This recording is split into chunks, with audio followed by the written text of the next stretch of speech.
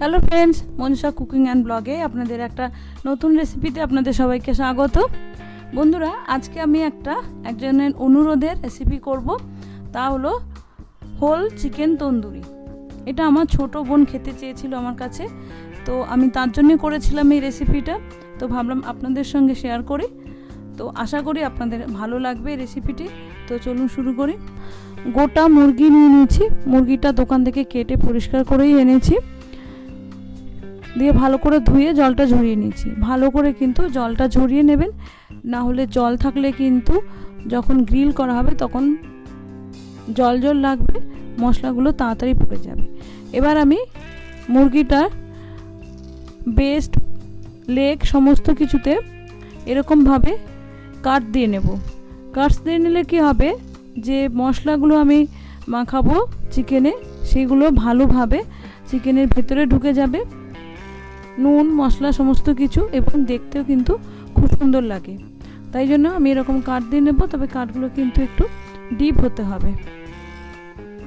দেখুন, পুরো বডিতে আমি কাট লাগিয়ে নিয়েছি, সুন্দর লাগছে দেখতে।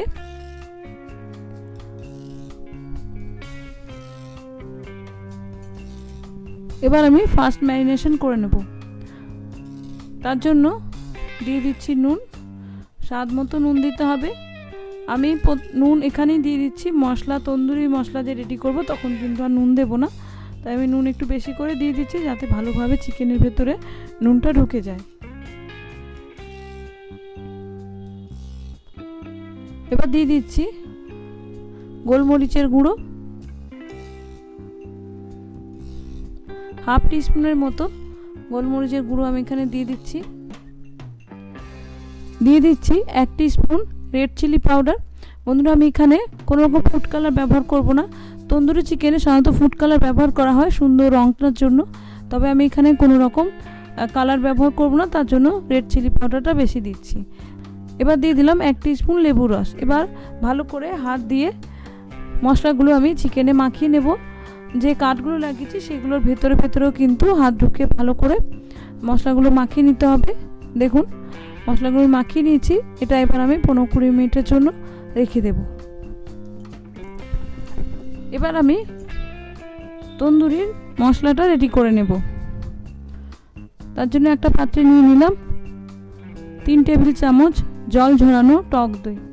টক দই কিন্তু অবশ্যই জল ঝরানো নেবেন, নাহলে কিন্তু গ্রেভিটা বা মশলাটা যে রেডি করব সেটা পাতলা হয়ে যাবে। এবার দিয়ে দিচ্ছি 2 টেবিল স্পুন আদা রসুনের পেস্ট, হাফ টিস্পুন জিরে গুঁড়ো,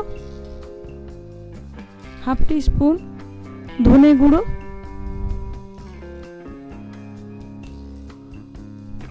মশলা কিন্তু খুব বেশি ব্যবহার করার দরকার নেই। দিয়ে দিচ্ছি 1 টিস্পুনের মতো রেড চিলি পাউডার, বেশি কম দিতে পারেন, এটা ঝাল হয় না।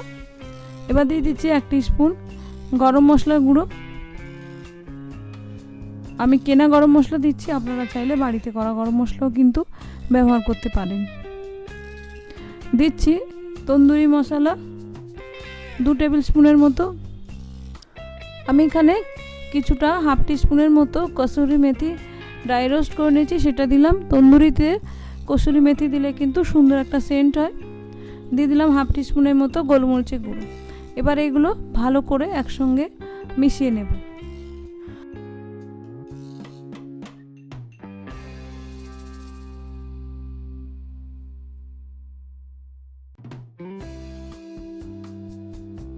দেখুন, মেশানোর পর আমি এখানে দিয়ে দিচ্ছি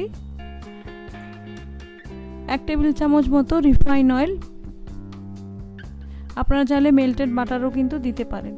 দিয়ে ভালো করে এটা আমি মিশিয়ে নেব। এবার ফার্স্ট ম্যারিনেট করে রাখা চিকেনের গায়ে আমি এরকম ভালোভাবে মশলাটা রাব করে দেব।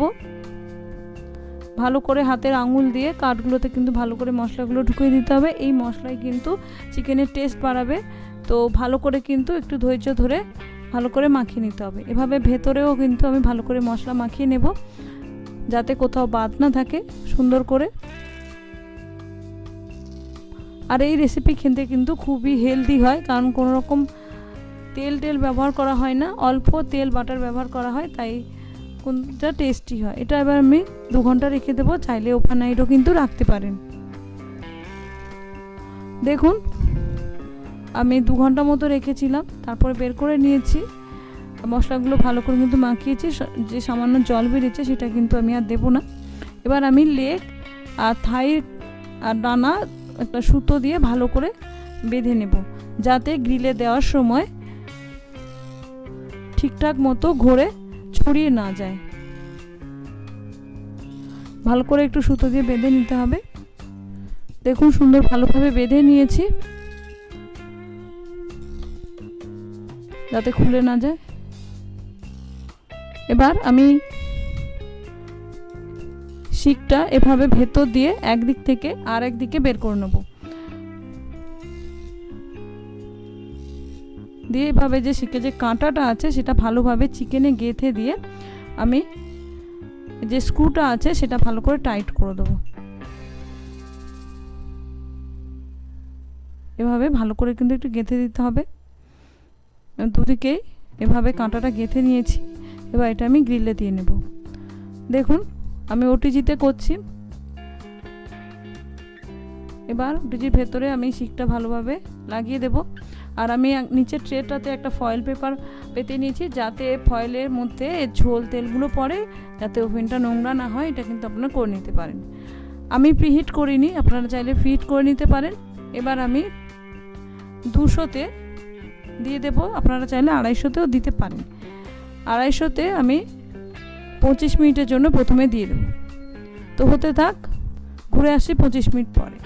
দেখুন 25 মিনিট পরে চিকেন কিন্তু অনেকটাই হয়ে গেছে, অনেকটা সেদ্ধও কিন্তু হয়ে গেছে, কালারও আসতে শুরু করেছে। এবার আমি একটু বাটার ব্রাশ করে দিচ্ছি, যাতে চিকেনটা জুসি থাকে, বেশি ড্রাই না হয়ে যায়। আপনারা চাইলে ঘিও দিতে পারেন, তবে বাটার দিলে বাটালে সুন্দর একটা স্মেল বেরোয়। এবার আবার দিয়ে দিয়েছি। আবার আমি 25 মিনিট 250 সেন্টিগ্রেডে দিয়ে দিয়েছি। এভাবে কিন্তু ঘুরতে থাকে। তো বন্ধুরা দেখুন আমি রেডি করে নিচ্ছি। আমার মোটামুটি 1 ঘন্টা মতো সময় লেগেছে এটা গ্রিল হতে, যেহেতু হোল চিকেন তো একটু সময় কিন্তু লাগে। বন্ধুরা আশা করি আপনাদের আমার এই রেসিপিটা ভালো লেগেছে।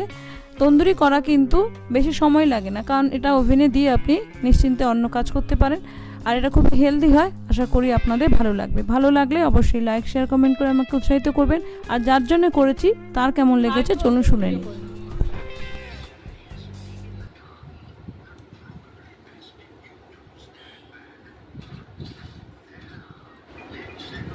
বল কেমন হয়েছে? খুব ভালো হয়েছে, সুন্দর হয়েছে।